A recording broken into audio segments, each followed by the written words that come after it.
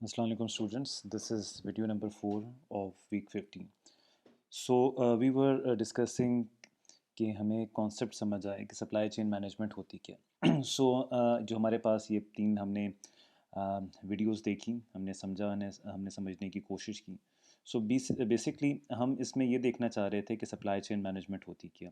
So finally we are actually at the end of the supply chain management के जो concept है उसके and में. सो इसके बाद हमारी जो टेक्नोलॉजी है उसका इम्पैक्ट सप्लाई चेन मैनेजमेंट में आएंगे. हमारा टाइम इस पर कुछ ज़्यादा इसलिए लगा बिकॉज बीइंग IT स्टूडेंट्स या कंप्यूटर साइंस स्टूडेंट्स हमें ये टर्म्स को समझना ज़रूरी है.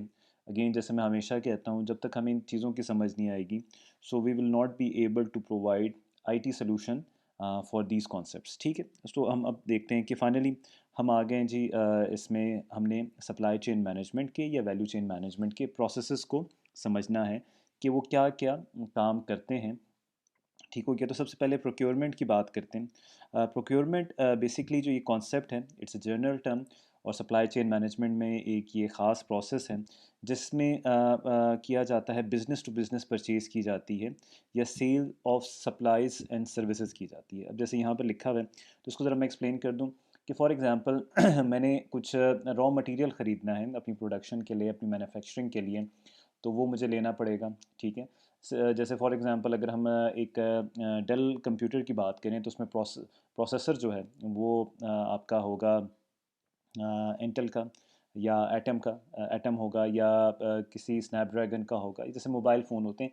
So it is not like that कि जो आपकी कंपनी है वो सारे के सारे प्रोडक्ट्स खुद ही बनाए, मैन्युफैक्चर करे, तो उसमें definitely you need to purchase something from the other companies.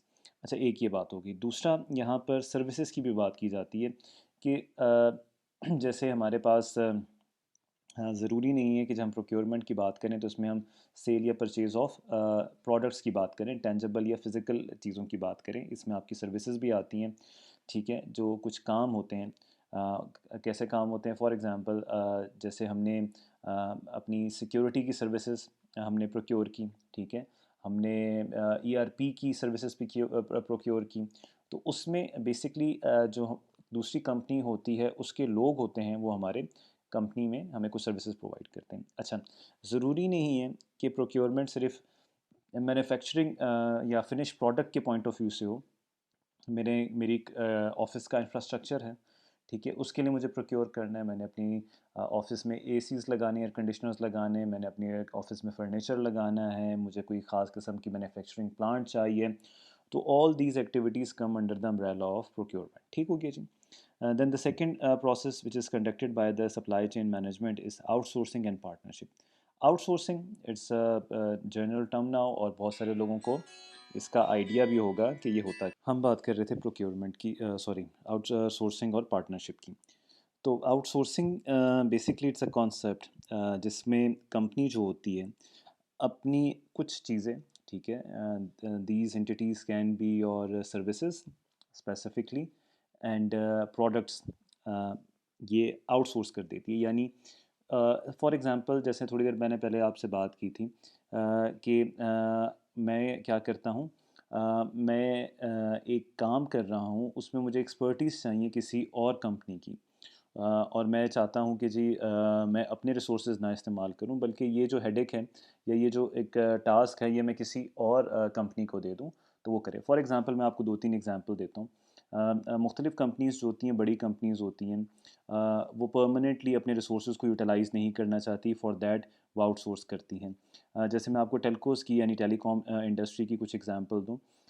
जब ये पाकिस्तान में टेलीकॉम इंडस्ट्री आई और ये इनने अपनी सर्विसेज देने लगी, तो ये क्या करते थे, फॉर एग्ज़ाम्पल अब जैसे इनके जो टावर्स थे, इनके नीचे इनके जो मशीनरी लगी होती थी, सेटअप होता था, हार्डवेयर होता था, उसकी कूलिंग के लिए इन्हें एयर कंडीशनर्स चाहिए होते थे. तो एयर कंडीशनिंग क्योंकि इनकी डोमेन नहीं थी कि वो सर्विसेज प्रोवाइड करें, तो ये वाला काम वो आउटसोर्स कर देते थे. यानी किसी फर्दर एक कंपनी को दे दिया कि वो जो इनके रूम्स होते थे जहाँ पर इनका हार्डवेयर होता था वहाँ पर एयर कंडीशनिंग की यानी कूलिंग फैसिलिटी कोई और कंपनी प्रोवाइड करे. फॉर एग्ज़ाम्पल एक बड़ी सॉफ्टवेयर हाउस है, उसके सॉफ्टवेयर में एक छोटा सा मॉड्यूल है. अब वो एक अपनी जो है अपने रिसोर्सेज या वो एम्प्लॉयज़ हायर नहीं करना चाहते जो मेन कंपनी है, तो उस स्पेसिफिक मॉड्यूल को वो आउटसोर्स कर देते हैं. तो दिस इज़ कॉल्ड आउटसोर्सिंग, जहाँ पर कंपनी जो है वो फर्दर किसी और को कंपनी को सर्विसेज या इन टर्म्स ऑफ प्रोडक्ट, जैसे मैंने आपको पहले बताया कि डेल की मशीन्स हैं, एचपी की मशीन्स हैं, उसमें एक ख़ास काम या सर्विसेज उन्हें हासिल करनी है तो वो भी अपने प्रोडक्ट्स लेवल पर भी आउटसोर्सिंग कर सकते हैं, और इसे हम पार्टनरशिप भी कहते हैं। ठीक है। और यहाँ पर जो ये आउटसोर्सिंग की एक बात की जा रही है, मोस्टली वो इन हाउस होती है। यानी फॉर एग्ज़ाम्पल ये जो सर्विसेज या जो आपको ये प्रोडक्शन के मामलात होते हैं, जो कंपनी ये आउटसोर्स काम करती होती है, वो मोस्टली इन हाउस आके यानी मेन कंपनी में आके ही करती है। ठीक है। तो जैसे प्रोक्योरमेंट सप्लाई चेन की एक प्रोसेस है, इस तरह आउटसोर्सिंग एंड पार्टनरशिप भी it comes under the umbrella of supply chain management. Similarly manufacturing flow management, ठीक है, अगेन मैन्युफैक्चरिंग फ्लो मैनेजमेंट जो है ये एक एक्टिविटी नहीं है, बल्कि इसमें बहुत सारी एक्टिविटीज़ आ जाती हैं। मैन्युफैक्चरिंग का मतलब क्या है? चीज़ों को बनाना। फ्लो मैनेजमेंट यानी आपको जब हमारी एक प्रोडक्ट बनता है या हमारी एक सर्विसेज होती हैं, तो it passes through certain steps. ठीक है। जैसे for example raw material purchase करना, फिर उस रॉ मटेरियल को एक रॉ मटेरियल से आपकी एक प्रोडक्ट नहीं बनेगा, उसमें मल्टीपल रॉ मटेरियल होंगे।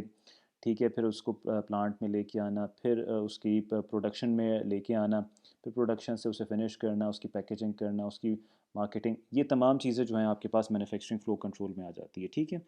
अच्छा, ये जो हमारे पास फ़्लो मैनेजमेंट का डाटा होता है, ये हमारे पास बेसिकली डिस्ट्रीब्यूशन चैनल को दिया जाता है। डिस्ट्रीब्यूशन चैनल जो है फर्दर वो फिर रिटेलर के पास ही लेके जाती हैं। ठीक है।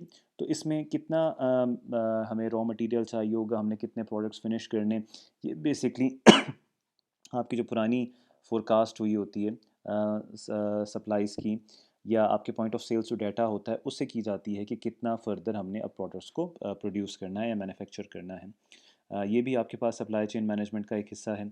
ठीक हो गया जी।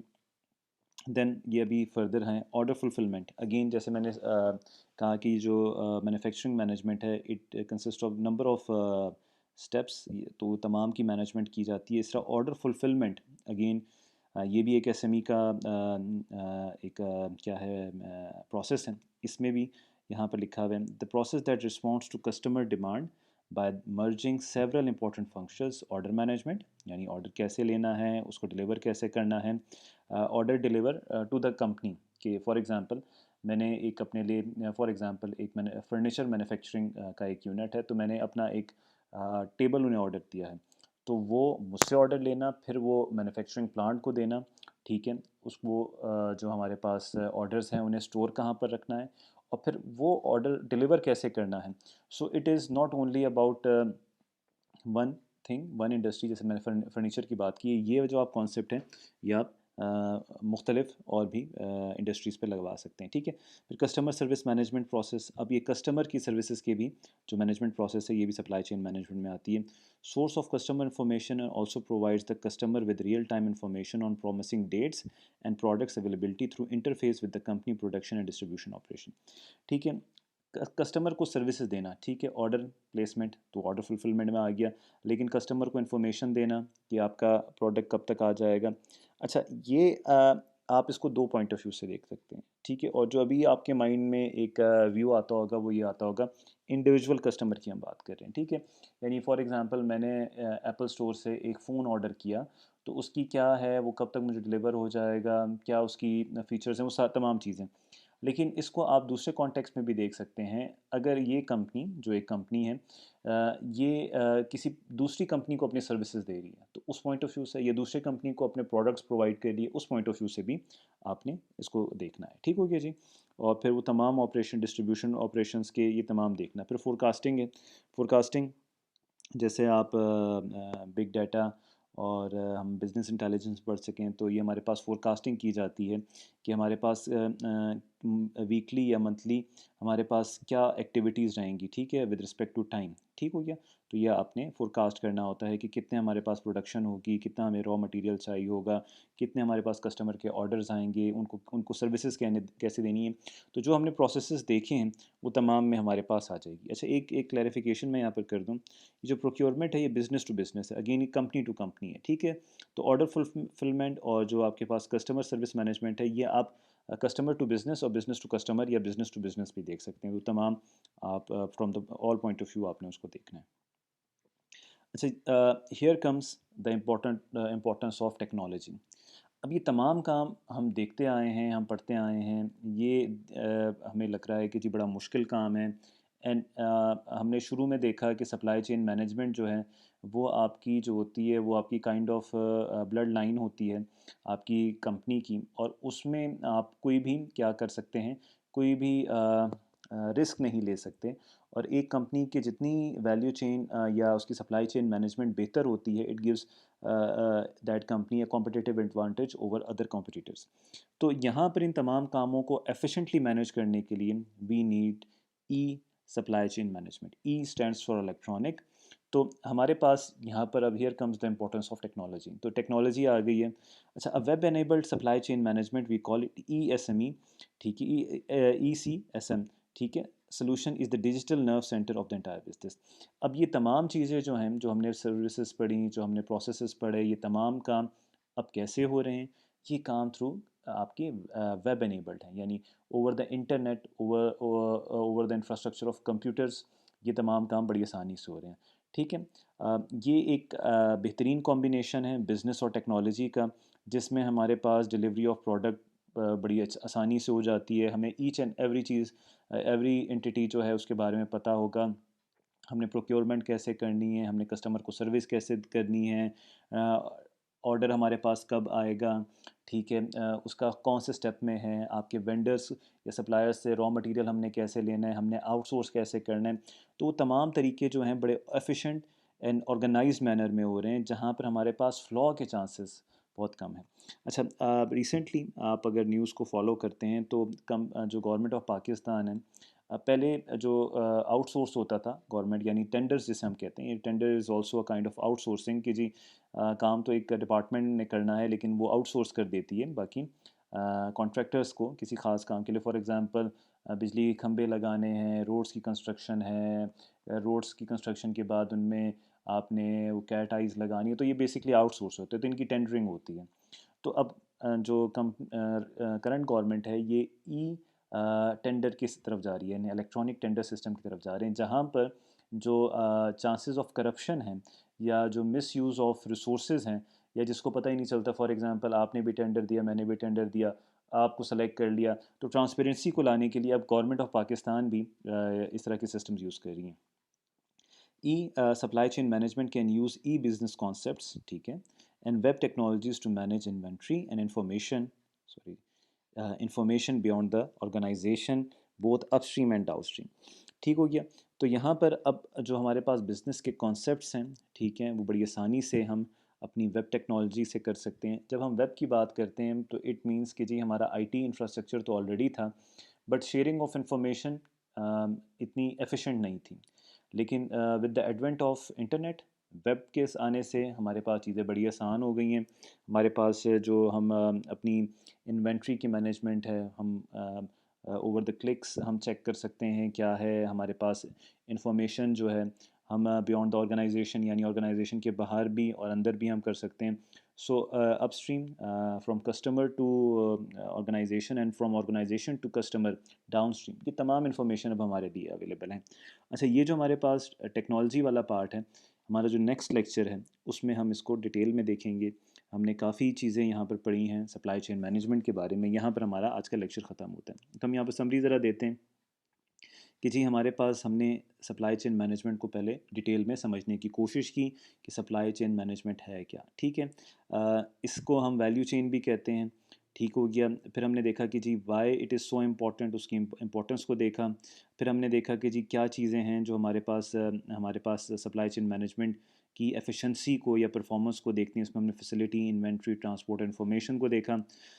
ठीक है, फिर हमने कुछ देखा कि जी हमारे पास ऑपरेशंस क्या होते हैं, इसमें प्रोसेसेस क्या होते हैं। फिर हमने ये भी देखा कि जी हमारे पास जो मुख्तलिफ़ किस्म के प्रोसेसेस हैं वो सप्लाई चेन मैनेजमेंट में किए जाते हैं, वो कौन कौन से हैं।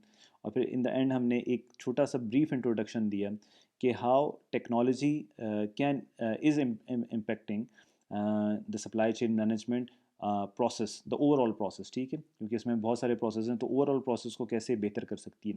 तो राइट नाउ हमने देखा कि जी ई सप्लाई चेन मैनेजमेंट सिस्टम जो है वो बहुत ज़्यादा इन तमाम चीज़ों को एफिशिएंट बना रही है। ई सप्लाई चेन मैनेजमेंट होती क्या है, होपफुली हम इसको स्टडी करेंगे अपने नेक्स्ट लेक्चर में। हम अपने आज के लेक्चर को यहाँ पर ख़त्म करते हैं। कुछ रिव्यू क्वेश्चंस हैं, ये अगर आपको आते होंगे तो दिस मीन्स कि आपको जो है आज का लेक्चर समझ आया है। ठीक हो गया जी। So thank you so much, have a good day, take care.